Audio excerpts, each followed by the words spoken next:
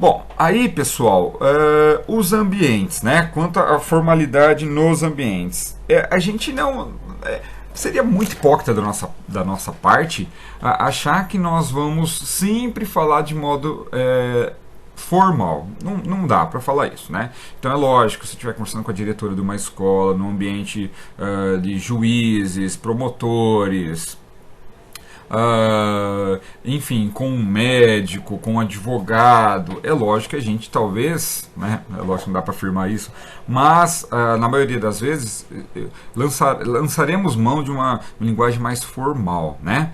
Mas se nós tivermos uma roda de amigo ou nos comunicando pelas redes sociais, é lógico que nós não vamos usar formalidade, vamos abreviar texto, abreviar palavras, expressões próprias, né? E tudo mais, ok? Bom, vamos. Bom, também aí, pessoal, nas modalidades escrita e falada, né? É óbvio, né, que a gente utiliza formas diferentes, né? Porque na modalidade escrita, né, se a gente tiver uma maior intimidade, como eu já falei, né, na questão do contexto social, se tiver uma maior intimidade, é lógico que, mesmo na forma escrita, eu vou utilizar uma linguagem mais adequada para aquele momento. Mas, de modo geral, né, quando a gente vai escrever, a gente vai, na maioria das vezes, lançar mão do modo formal, da norma da língua portuguesa. Por quê? Porque se eu vou escrever uma redação, não vou poder utilizar gíria, a não ser que seja conveniente para aquele contexto aí, utilizar aspas para reproduzir alguma fala, alguma coisa, tudo bem. Mas geralmente nós vamos utilizar norma padrão da língua portuguesa, suas concordâncias e tudo mais. Ok? Então a parte escrita, é lógico que a gente vai lançar mão da norma padrão. É óbvio que também eu tenho que saber quem será a pessoa, a quem será destinada esse texto. Né? Então nós também temos que pensar nisso. Idades diferentes, níveis sociais diferentes, então isso tudo vai variar. E a linguagem falada também, né? A gente vai utilizar de forma adequada para o contexto ao qual nós estivermos inseridos. Então, pessoal, de forma geral, né, quando a gente fala dessa variação linguística, a gente tem que adequar para cada público a quem essa mensagem será destinada. Vamos lá, pessoal. Então, alguns tipos de variações, né, no português falado. Então, tem esse nível lexical, né, lexo, né, das palavras, da escrita. Então, pode estar associado, então, nível lexical, à região em que o falante ele está vivendo, né? Então, em determinada região, uma expressão, por exemplo, como um vaso sanitário, você pode utilizar. Tem lugares que vão entender o vaso como latrina, trono, privada, né? Quando eu vou falar a palavra menino, né? Em determinadas regiões, você vai utilizar a expressão moleque, garoto, pivete e tudo mais, né? Então vai variar aí de cada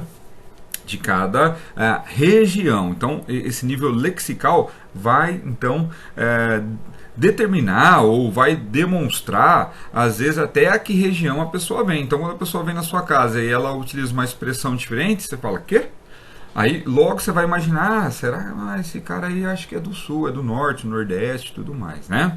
Tá bom? Então, algumas expressões aqui, né? Abóbora, jerimum, a mandioca, como eu já disse, a macaxeira, aipim, né? Coisa, pode ser utilizado, então, negócio, troço, trem, né?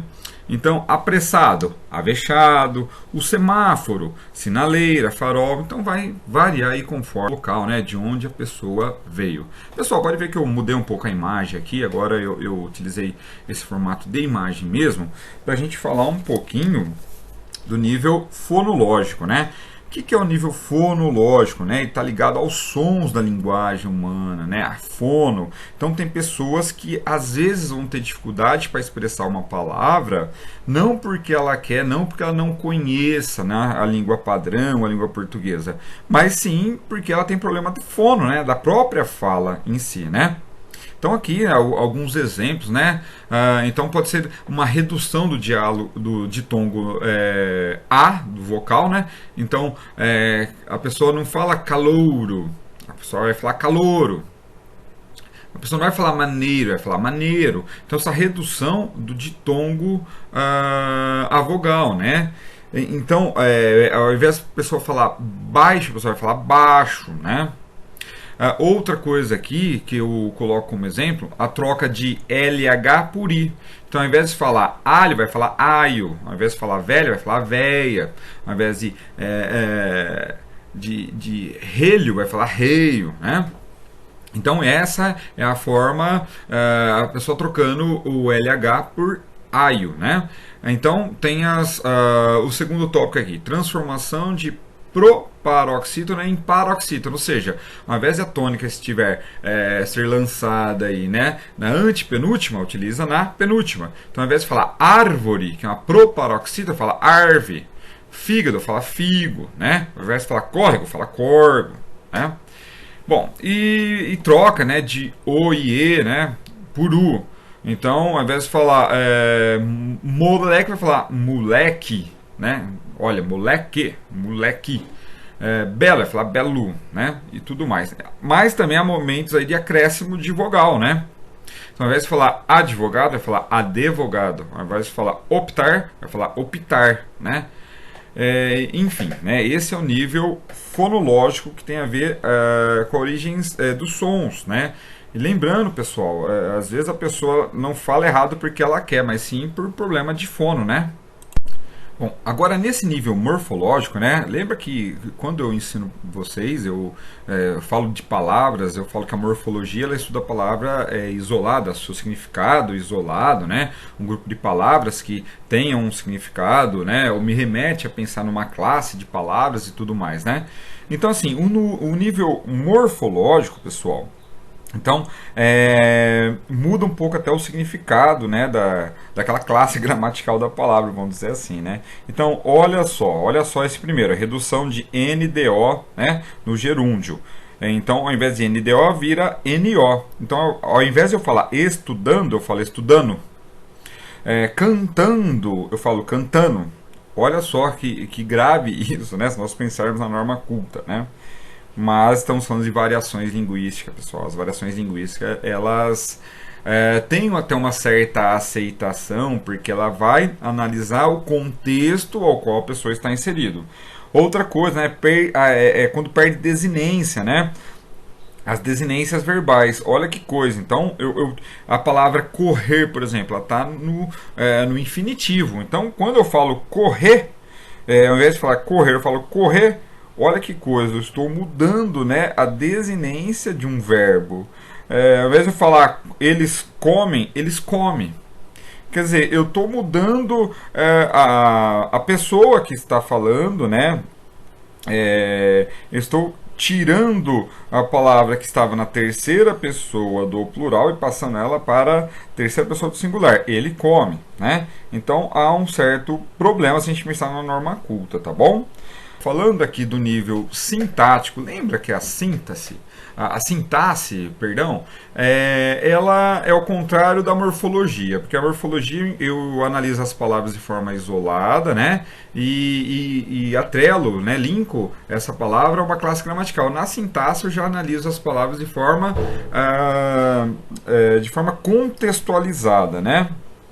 Então, a sintaxe eu vou analisar esse elemento nas frases, nas orações, eu vou analisar então concordâncias, porque eu faço aquela análise sintática, né, pessoal? Então vamos lá. Então, olha aqui alguns problemas que nós podemos ter, né, no nível sintático, essa relação sintática. Por quê? Né? Olha alguns exemplos aqui. A gente sabe que a preposição, a função dela dentro da língua portuguesa é ligar dois elementos ali, né? Duas palavras. Geralmente eu vou ligar o verbo ao seu complemento e muitas vezes esse complemento vai ser um objeto indireto, na maioria das vezes. Então olha só como nós utilizamos, né, o nível sintático na linguagem falada, como ele perde muita qualidade enquanto a norma culta, né? Por exemplo, quando eu falo o livro que gosto, Então, na realidade, pessoal, quando eu falo aí da concordância e também da regência, eu tenho que utilizar o livro de que gosto, porque quem gosta, gosta de alguma coisa, de alguém. Então, não posso falar o livro que gosto, né? Outra coisa, quando eu falo, né, olha essa segunda expressãozinha aqui na eliminação da preposição. O parente que convive. Então não é o parente é o parente que convive, é o parente com quem convive, porque quem convive, convive com alguém. Lembre-se aí da regência verbal, né? Outra coisa também, o último exemplo aqui, né, é preposição do pronome oblíquo atum. Maria tinha escutado-me. Então, Maria tinha me escutado. Aí eu já falo da colocação pronominal, né? Aquelas regrinhas de utilizar próclise, ênclise e tudo mais, tá bom? Bom, vamos continuar. Essa última parte, né, a última parte dessa aula, quando a gente fala o nível de discurso, pessoal, aí eu já estou falando de enunciados, né? Na comunicação mesmo, falando um discurso que as pessoas, alguns vícios que são adquiridos, né, nos diálogos. Então vamos lá, vamos ver alguns, né?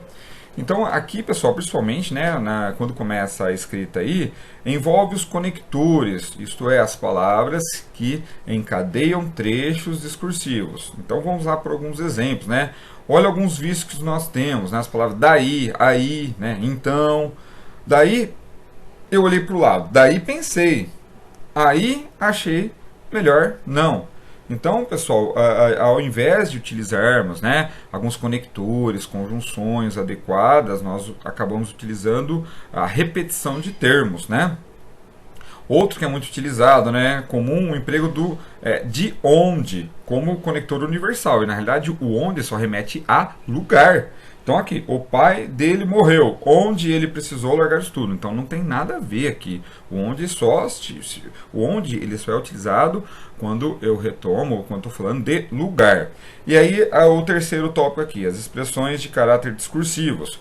Ô meu, mas bah, pô, cara, falou, cara, né? Não. Quanto, né, as pessoas utilizam a repetição do né. Eu mesmo utilizei agora. Beleza, pessoal? Gostado, aprendendo? Agora eu quero que vocês realizem as atividades 1, 2, 3, das páginas 22, 23 e 24.